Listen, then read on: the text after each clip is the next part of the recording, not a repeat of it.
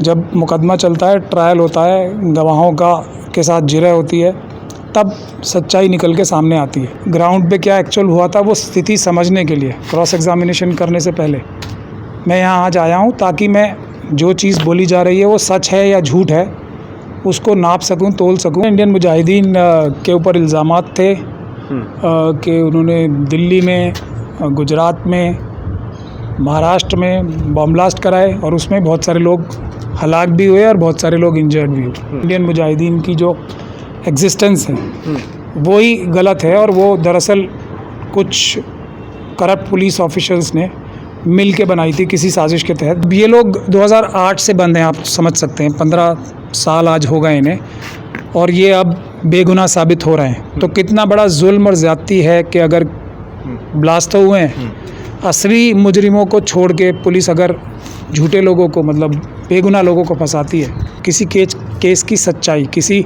Fact को साबित करने की जो एक ही तरीका है जो भारत के संविधान में आया है वो है ट्रायल के बाद।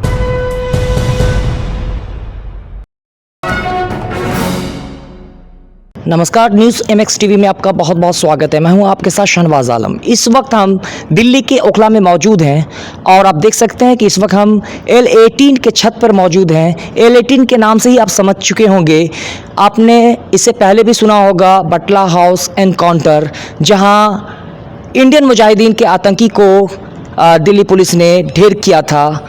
और इसी में बहुत सारे लोग ऐसे हैं जिनकी गिरफ्तारी हुई थी, जिसके इंस्पेक्शन के लिए आज भी उनका वो गिरफ्तार हैं और उनका केस सुप्रीम कोर्ट में चल रहा है। इस वक्त सुप्रीम कोर्ट के लॉयर एडवोकेट महमूद प्राचा साहब यहाँ पर मौजूद हैं। क्या है पूरा मामला, हम जानने की कोशिश करेंगे।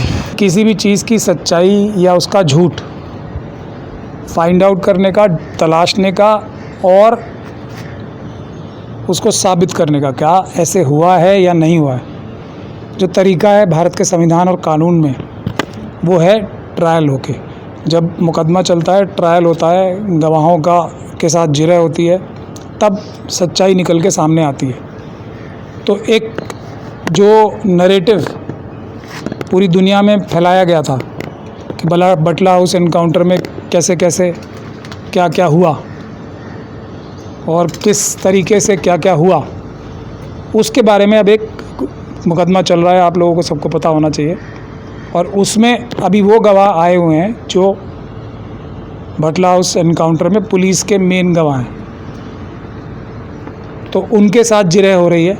तो अब आप लोग समझते होंगे वकीलों का काम बहुत आसान होता है, तो जो वकीलों को बहुत मेहनत करनी पड़ती है, ये आप देख सकते हैं कि प्रैक्टिकल ग्राउंड पे क्या एक्चुअल हुआ था वो स्थिति समझने के लिए क्रॉस एग्जामिनेशन करने से पहले मैं यहाँ आज आया हूँ, ताकि मैं जो चीज़ बोली जा रही है वो सच है या झूठ है उसको नाप सकूं, तोल सकूं, और अगर वो झूठ है तो उसको उजागर करने के लिए इतनी मेहनत वकीलों को करनी पड़ती है। वही मेहनत मैं आज ये बताइए कि आप किस तरफ से पेश हो रहे हैं, दूसरी तरफ से कौन पैरवी कर रहा है, थोड़ा सा केस के बारे में भी हमें डिटेल दें। केस के बारे में तो आपको पता ही है, इंडियन मुजाहिदीन के ऊपर इल्ज़ामात थे कि उन्होंने दिल्ली में, गुजरात में, महाराष्ट्र में बम ब्लास्ट कराए और उसमें बहुत सारे लोग हलाक भी हुए और बहुत सारे लोग इंजर्ड भी हुए। हिमायत बेग के केस में जो मैंने किया था मुंबई हाई कोर्ट में, जर्मन बेकरी ब्लास्ट केस का, उसमें हम ये काफ़ी हद तक साबित करने में कामयाब हो गए थे कि इंडियन मुजाहिदीन की जो एग्जिस्टेंस है वो ही गलत है और वो दरअसल कुछ करप्ट पुलिस ऑफिशल्स ने मिल के बनाई थी किसी साजिश के तहत, जिसमें राकेश मारिया जो मुंबई पुलिस के बहुत ही नामी गिरामी ऑफिसर माने जाते थे, उनका रोल निकल के सामने आया था। लेकिन किन वजहों से उस केस को, जब वो 5 फांसी और 5 डेथ पेनल्टी से बरी हो गए थे, मैंने उनको बरी कराया था वहाँ से, तो उनके ऊपर लोगों ने दबाव डाल के मुझे उस केस से सुप्रीम कोर्ट से वकील हटा दिया। तो खैर वो एक दूसरी कहानी है। ये इंडियन मुजाहिदीन के ऊपर ये इल्ज़ामात भी थे कि दिल्ली ब्लास्ट का ही वो मुकदमा चल रहा है, जिसमें कई साल 2008 में कई जगह जो एक साथ हुआ था, Lajpat Nagar, Connaught place, GK, ये सब। तो उस केस में बटला हाउस का एनकाउंटर भी, एक गवाह हैं पुलिस के बहुत, अब तो वो ACP हो गए, उन्होंने आगे बटला हाउस का पूरा एनकाउंटर अपनी गवाही में दिया है। तो उसी के लिए जिरा करने के लिए आज मुझे ग्राउंड रियलिटी समझने के लिए यहाँ आना पड़ा और मुझे यहाँ आके काफ़ी फ़ायदा भी हुआ है और अब क्रॉस एग्जामिनेशन में उसका मुझे काफ़ी फ़ायदा होगा। क्या यहाँ आना जो हालांकि के केस में आपको मदद पहुँचा सकता है? जी जी, काफ़ी मदद पहुँचाएगा। जैसे मैंने बताया कि ये इंडियन मुजाहिदीन के जो केसेस थे, गुजरात में भी जो मेरे क्लाइंट्स हैं वो बरी हुए, बाइज्जत बरी हुए। तो उसी तरीके से अब ये लोग 2008 से बंद हैं, आप समझ सकते हैं, 15 साल आज हो गए इन्हें, और ये अब बेगुनाह साबित हो रहे हैं। तो कितना बड़ा जुल्म और ज़्यादती है कि अगर ब्लास्ट तो हुए हैं, असली मुजरिमों को छोड़ के पुलिस अगर झूठे लोगों को, मतलब बेगुनाह लोगों को फंसाती है, तो कितना बड़ा गुनाह है ये पुलिस के द्वारा। यही साबित करने के लिए हम जब मानव अधिकार आयोग के लोगों ने अपनी बात रखी थी, उसके बाद फिर जांच का आदेश हुआ था, तब हाईकोर्ट में ही क्लीन चिट दिल्ली पुलिस को इसमें दी गई थी। देखिए, असली क्लीन चिट अगर आपने तब देखा होगा तो मेरा वन ऑफ द शुरू का, मैं उससे पहले तो बिल्कुल ही प्रेस में जाता ही नहीं था।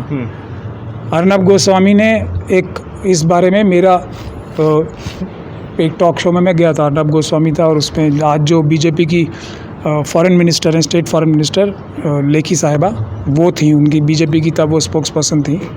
तो मैंने तब भी ये कहा था, किसी केस की, जो आज मैं कह रहा हूँ, किसी केस की सच्चाई, किसी फैक्ट को साबित करने की जो एक ही तरीका है जो भारत के संविधान में आया है, वो है ट्रायल के बाद। तो इस तरह की हाई कोर्ट में अगर कोई इंक्वायरी करके क्लीन चिट मिलती है और या बगैर पूरा ट्रायल किए मिलती है, उसकी कोई ख़ास वज़न नहीं होता है, क्योंकि वो फैक्ट्स पे नहीं जाती है, उसमें जिरा नहीं होती, उसमें पूरा एविडेंस पेश नहीं किया जाता। तो ये जो अब हो रहा है केस, इससे सच निकल के सामने आएगा और अभी दुनिया देखेगी कि सच क्या है, होने क्या वाला है। होने क्या वाला है। देखिए, मुझे तो पूरी उम्मीद यही है कि मेरे जो क्लाइंट्स हैं वो बरी होंगे और बाइज्जत बरी होंगे, क्योंकि जिस तरह के एविडेंस हैं, झूठे एविडेंस बनाने का काफ़ी सारा मवाद अब तक हम लोग क्रॉस एग्जामिनेशन करके निकाल चुके हैं कि ये मुकदमा झूठा बनाया गया था हमारे मुलजिमों पे। अभी क्या लगता है सर, इतने सालों के बाद, इतने 2008 में ये घटना घटित हुई थी, उसके बाद तमाम लोगों ने इन्वेस्टिगेशन किया मामला, पुलिस से लेके और जो लॉयर्स पहले रहे उन्होंने भी शायद देखा होगा, तो अब तक किसी को इस तरह के सबूत नहीं मिल पाए जो आपने यहाँ देखे पाए, और आप कह रहे हैं कि ये सब पॉजिटिव है, लेकिन उसके बाद अलग तरह से पेश किया गया। तो इतने सालों से किसी ने नहीं देखा, या एक षड्यंत्र के तहत चल रहा था सब कुछ? अब देखिए, ये तो आपको उन लोगों से पूछना चाहिए, मैं तो अपनी बात बता सकता हूँ। गुजरात हाई कोर्ट में हमने क्रॉस किया, हमारे जो मुलजिम थे वो बरी हुए, मंसूर पीर बॉय। अभी यहाँ भी आप लोग देखेंगे क्या होता है, लेकिन बगैर इतनी मेहनत के क्रॉस एग्जामिनेशन नहीं हो सकती। वकीलों का काम बहुत मुश्किल होता है। ये लोग, आप लोगों को नज़र भी आना चाहिए कि कितनी खून पसीना एक करना पड़ता है, जब ही जाके सच्चाई। की डेट कब है? अगली 15 तारीख को है, सैटरडे को। तो इसीलिए आज मैं, हालांकि मेरी मसरूफियतों के बावजूद भी, मैं अभी मुझे ऑफिस भी वापस जाना है जल्दी, क्योंकि लोग आ रहे हैं वहाँ पे मिलने, तो फिर भी मैं आया हूँ, क्योंकि बगैर मौका समझे क्रॉस एग्जामिनेशन इस मामले में बड़ा हंगामा हुआ था, पूरे देश क्या विदेशों तक इस मामले की पूरी दुनिया में इस पे फिल्म भी बनी, इंटरनेशनल न्यूज़ बनी थी ये, और ये फिल्म भी इस पर बहाए गए थे। नहीं, वो सारी चीज़ें वो तो आपके सामने आई थी, तो अब क्या है उसमें? वो भी बात मैं यही कह रहा हूँ ना कि उसके बारे में भी आपको उन लोगों से पूछना चाहिए जो आंसुओं की और उसकी बात कर रहे थे। इंसाफ और सच्चाई की बात करनी चाहिए। बाकी सब ये क्रिमिनल ज्यूरिस्प्रूडेंस में और भारत के संविधान में आंसू, इमोशंस एक बात है, लेकिन सच्चाई दूसरी बात है। तो सच्चाई क्या है, हम कोशिश कर रहे हैं कि दुनिया के सामने आए। अब एक नैरेटिव जो क्रिएट किया जाता है, जो भ्रष्ट पुलिस अधिकारी हैं उनके द्वारा, के वो बहुत बड़ी देशभक्ति का काम कर रहे हैं, क्या वो सच्चाई है या नहीं, ये ट्रायल से ही पता लगता है। जो मेवात के लोगों को भी बेगुनाहों को फंसाया गया था इसी स्पेशल सेल द्वारा, के भ्रष्ट अधिकारियों द्वारा, स्पेशल सेल तो नहीं कहूँगा, उसके भ्रष्ट अधिकारी जो अपने राजनीतिक आकाओं के दबाव में ये सब काम करते हैं, तो उसमें भी आप लोगों ने देखा है बाइज्जत बरी हुए हैं, लेकिन अक्सर, और उसमें भी हम लोग मैलिशियस प्रोसिक्यूशन का केस डाल रहे हैं। लेकिन अक्सर देखा गया जो आरोपी हैं, जो अरेस्टेड हैं, तो काफ़ी दिनों के बाद जब बाइज्जत बरी कर दिए जाते हैं, तो एक जो प्रोसेस है, काफ़ी लेंथी प्रोसेस है, वो एक सज़ा मिल ही जाती है। नहीं, यही तो दुर्भाग्य की बात है ना, कि वकीलों की वाहवाही हो जाती है, 15 साल बाद छुड़ा दिया, लेकिन इंसाफ कहाँ मिला। बात यही है। जो सोशल एक्टिविस्ट हैं उनकी बहुत वाहवाही हो जाती है, पूरी इंटरनेशनल फेम हो जाता है कि इस वकील ने इतने लोगों को बरी करा दिया, ये कर दिया। जो राजनीतिक लोग हैं दोनों तरफ के, वो फ़ायदा उठा लेते हैं और कई लोग अपनी गलतियां कर करके बेवकूफ़ी की बातें कर करके अपने नेताओं का नुकसान भी कर लेते हैं। जैसी अभी आपने बताया था, आंसू की जो बात बताई थी, वो बेवकूफ़ी थी। तथ्यों पे बात करनी चाहिए, तथ्यों पे बात करनी चाहिए, जैसे हम कर रहे हैं। तो इसके लिए मैलिशियस प्रोसिक्यूशन डालनी चाहिए और उन लोगों को करोड़ों रुपए का हर्जाना मिलना चाहिए। इंसाफ तो वही है अगर वो झूठे फंसाए गए थे। लेकिन उन सब कामों के लिए मेहनत लगती है। वो टीवी पे आने से काम नहीं होता, नारे लगाने से काम नहीं होता।